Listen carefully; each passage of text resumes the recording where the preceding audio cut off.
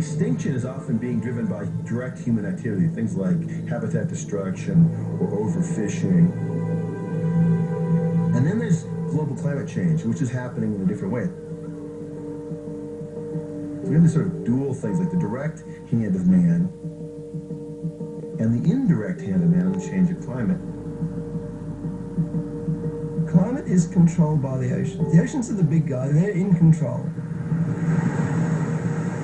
And the oceans now are slowly changing. And that is the danger we face today. A mass extinction is driven by a change of the environment. And we are changing the environment precisely along the lines that can trigger off one of these great catastrophes. There's been 5 mass extinctions, and they've had different causes, but there's been one common factor in all: a massive increase in carbon dioxide. And we've never had a carbon dioxide spike like it's happening now. We are burning through fossil fuels laid down over hundreds of millions of years, really reversing geological history basically, and we're doing it really, really fast.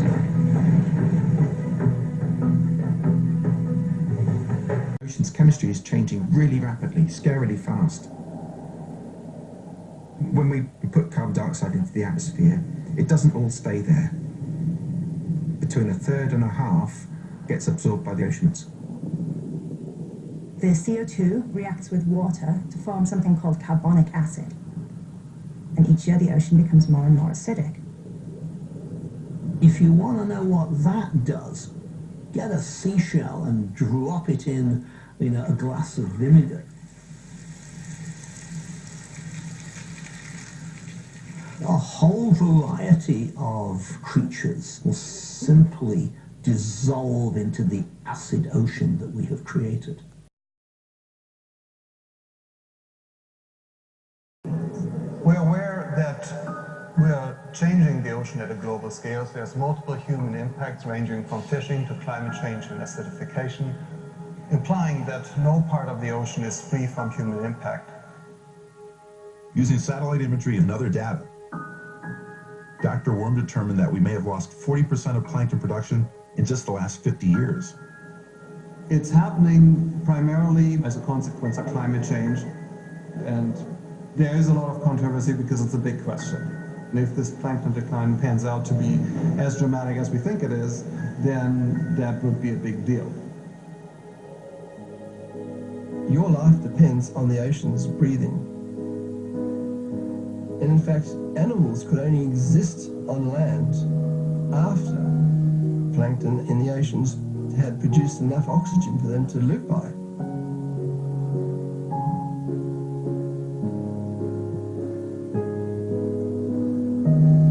We have this illusion that it's the big things in the environment that count. But if you lose the small things, everything else fails.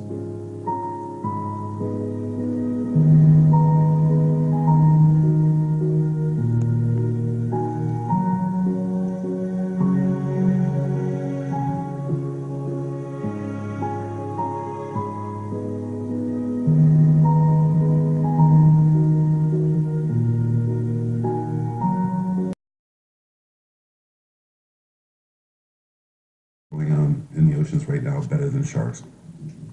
Sharks predate dinosaurs.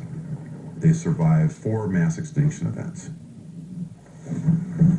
And in just this one generation that I've been alive, we've cut down their ranks by about 90%.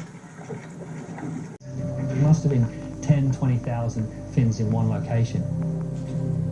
This was one of the biggest facilities on the planet. The scale was just out of control. I've never seen anything like that before in my life.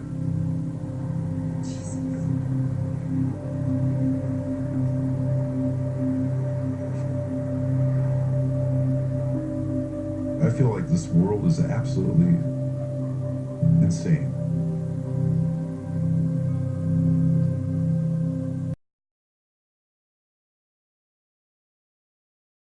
And the change that it's going to create in our food chain It's going to be dramatic, and it's going to be in our lifetimes. The things that we're used to eating may not be available anymore, and we may need to transition to, eating jellyfish or something like that.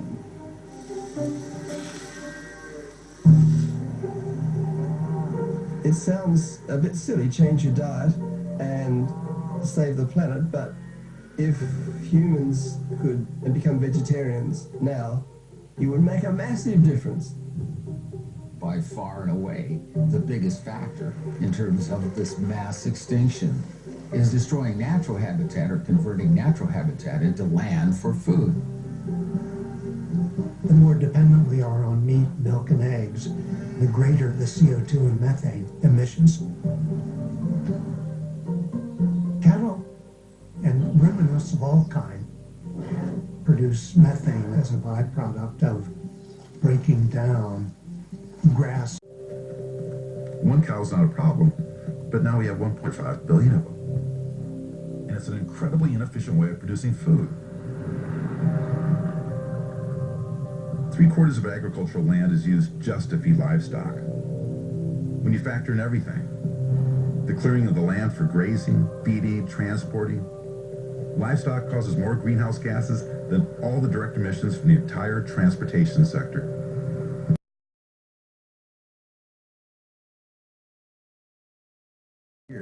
I'm talking 3 years or 4 years. Way less than a mortgage. Less time than it takes for your kid to go through college. And what if the world's temperature goes up 6 degrees in 3 years? It will lead to massive death in the oceans. When the oceans start dying like that, the planet can't function as it used to function. And when that happens, life everywhere fails. That is a mass extinction. I want people to understand that we're the only generation left that can save these animals. There's no other future generation that we can count on to save us. It's us.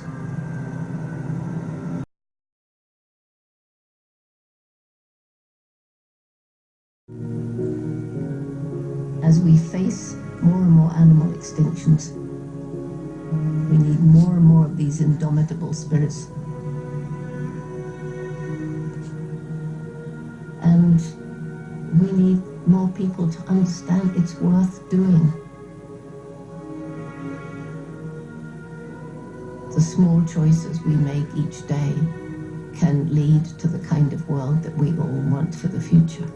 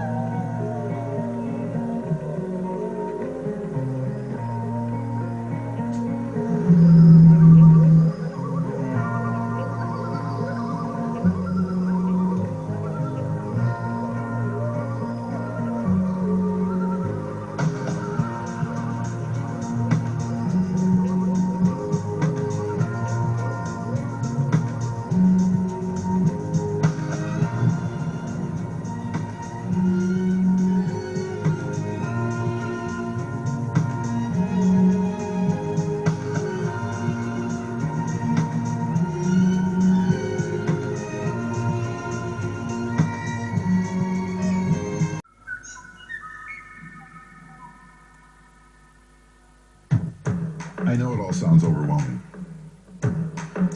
but if we start with just one thing, we can start a movement.